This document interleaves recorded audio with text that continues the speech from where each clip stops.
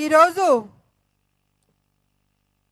ఈ రైతు దీక్ష కార్యక్రమాన్ని చేపట్టడం జరిగింది. మనం ఇక్కడ ఢిల్లీలో ఏమో కేసీఆర్ గారు అక్కడ దీక్ష పెట్టాడు. ఈయనన్ని దొంగ దీక్షలే కదా. సమస్య ఏంటంటే వడ్లు, బాయిల్డ్ రైస్. నేను ఒక విషయం అడగదలుచుకున్నాను, రైతులకి బాయిల్డ్ రైస్కి సంబంధం ఏంటి అని నేను అడుగుతున్నాను. ఎందుకంటే రైతులు వడ్లు తీసుకొచ్చి కొనుగోలు కేంద్రాల్లో పెడతాడు.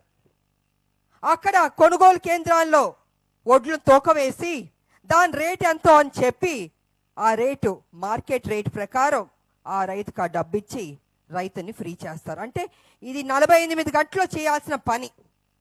కానీ ఇప్పుడు ఏమవుతుందంటే ఒక పక్కన కేసీఆర్ బాయిల్డ్ రైస్ అని మన నెత్తి మీద వేస్తున్నాడు, ఇక్కడ రైతన్నల్ని వెయిటింగ్లో పెడుతున్నాడు. కేంద్రం బాయిల్డ్ రైస్ కొనట్లేదని కేసీఆర్ చెప్తున్నాడు. ఇక్కడ ఏ రైతన్నలకి ఏ వడ్లు పండించారో ఆ డబ్బు ఇచ్చి వాళ్ళు సెటిల్ చేయాల్సిన బాధ్యత ఉంది, కానీ సెటిల్ చేయట్లేదు. వాళ్ళని లాగుతూ లాగుతూ 1 రోజు కాదు, 2 రోజులు కాదు, 15 రోజులు, 20 రోజులు, నెల రోజులు కొనుగోలు కేంద్రాల్లో అక్కడే కూర్చుంటున్నారు. కుప్పలేసుకొని చాలామంది అక్కడే చనిపోతున్నారు. రైతులు బయట అప్పు చేసి పంట పండిస్తారు. నువ్వు 1,00,000 రుణమాఫీ ఇవ్వలేదు, కొత్తగా అప్పు తీసుకుంటావు బ్యాంకు వాళ్ళు ఇవ్వరు. మరి ఇలాంటినప్పుడు బయట అత్యధిక వడ్డీలకి డబ్బు తీసుకుని పంట వేసుకుంటాడు. మరి ఆ పంట వేసుకుని ఆ చేతికి డబ్బు వస్తుందని కొనుగోలు కేంద్రాల్లో తీసుకొస్తే అక్కడ ఏమైందంటే కొనుగోలు కేంద్రాల్లో లాక్ చేసి పెట్టారు. ఎందుకు లాక్ చేసి పెట్టారు కొనుగోలు కేంద్రాలు నేను అడుగుతున్నాను. లాక్ చేసి పెట్టడానికి ఉందా అంటే మీ ఉద్దేశం ఏంటంటే ఇలాగే టైం లాగి లాగి లాగి రైతులు వేరే దారి లేక తక్కువ రేటుకి ఎవరికి దళార్లకి ఇచ్చి అమ్మేయాల పరిస్థితి తీసుకురావాలని కేసీఆర్ చేస్తున్న నాటకం, దుర్మార్గ నాటకం అని తెలియజేసుకుంటున్నాను. ఎందుకంటే దీంట్లో లాభపడాల్సింది రైస్ మిల్లర్లు, దళార్లు, కేసీఆర్. ఈ ముగ్గురు ఈ కమిషన్లు పంచుకుని రైతులను నడ్డి వెరక్కొడుతున్నారు.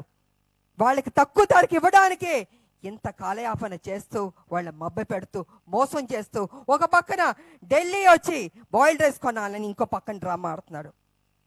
ఇవాళ ఏమంటున్నాడంటే వడ్లు కొండా నా దగ్గర డబ్బులు లేదు అన్నాడు కేసీఆర్.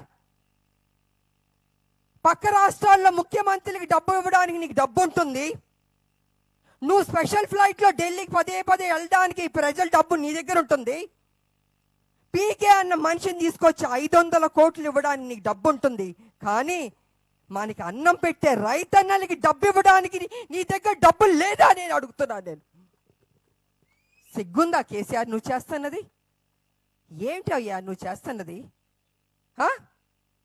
ఇవాళ కేసీఆర్ నిన్న ఏం చేశాడంటే ఢిల్లీ వెళ్ళాడు. దేనికి వెళ్ళాడంటే పన్ను పీకించుకోవడానికి వెళ్ళాడంట. ఇక్కడేమో వాళ్ళ పార్టీ వాళ్ళని మీరు ఉద్యమాలు చేయండి, ఉవ్వెత్తిన ఉద్యమాలు చేయండి అంటున్నారు. ఆ ఉద్యమాలు చేసిన దాంట్లో ఏ ఒక్క రైతులు కూడా లేడు. ఇదే గనక కేసీఆర్ ఆ ఉద్యమాలు ఉంటే రైతన్నలందరూ వచ్చి నీ పళ్ళు పీకి నీ చేతిలో పెట్టుండేవారు. కొంచెం ఖర్చు తగ్గేది. ఢిల్లీ వెళ్ళి పీకించుకోవడం ఎందుకు, ఇక్కడే పీకిడానికి రెడీగా ఉన్నారు.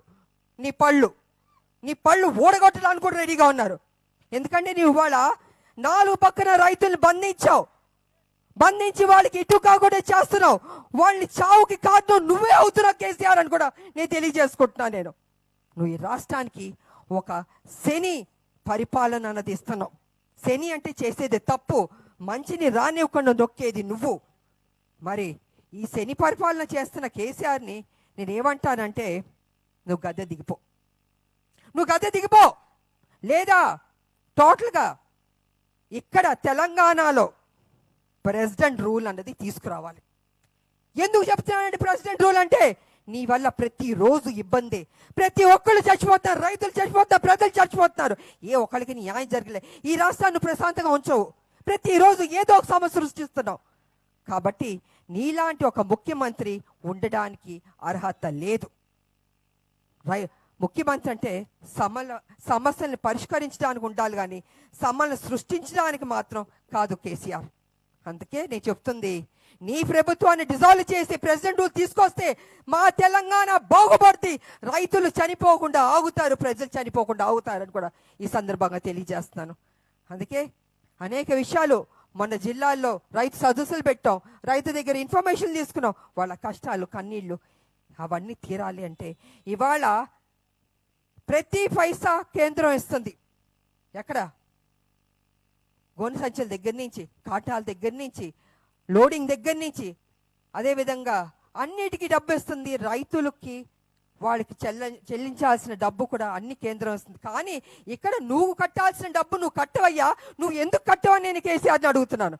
నువ్వు కట్టవు, రైతులు మాత్రం చంపుతావు. ఇంత గందరగోళమైన పరిస్థితి మారాలంటే తెలంగాణలో బీజేపీ రావాలి, వేరే దారి లేదు. అందుకే వీలైనంత త్వరగా మీరు నడుం బిగించండి. రైతన్నలారా, పెద్ద ఎత్తున ఉద్యమం చేసి మీ సమస్యను మీరే పరిష్కరించాలి. మీకు అండగా భారతీయ జనతా పార్టీ ఉందని కూడా ఈ సందర్భంగా మీకు తెలియజేసుకుంటూ, చాలా విషయాలు మాట్లాడదాం అనుకుంటే ఈటెల రాజేందర్ గారు మ్యాక్సిమం మాట్లాడిస్తారు. మరి సంజయ్ గారు ఉన్నారు, సహాయ మంత్రి గారు ఉన్నారు, ఇంకా చాలా మంది ఉన్నారు. కాబట్టి నాకు ఈ అవకాశం ఇచ్చిన భారతీయ జనతా పార్టీ కార్యకర్తలకి, సంజయ్ గారికి, మీ అందరికి మరోసారి నా కృతజ్ఞతలు తెలియజేసుకుంటూ, హాయ్ ఫ్రెండ్స్, మా టుడే టుమారో యూట్యూబ్ ఛానల్ చూస్తున్నందుకు చాలా థ్యాంక్స్. మరిన్ని లేటెస్ట్ వీడియోస్ కోసం వెంటనే సబ్స్క్రైబ్ చేయండి. అలాగే ఈ బెల్ ని కూడా రింగ్ చేసేయండి. మా నోటిఫికేషన్స్ అన్ని మీ మొబైల్లో వస్తాయి. అలాగే మా వీడియోస్ మీకు నచ్చితే లైక్ చేయండి, షేర్ చేయండి, నచ్చకపోతే కామెంట్ చేయండి.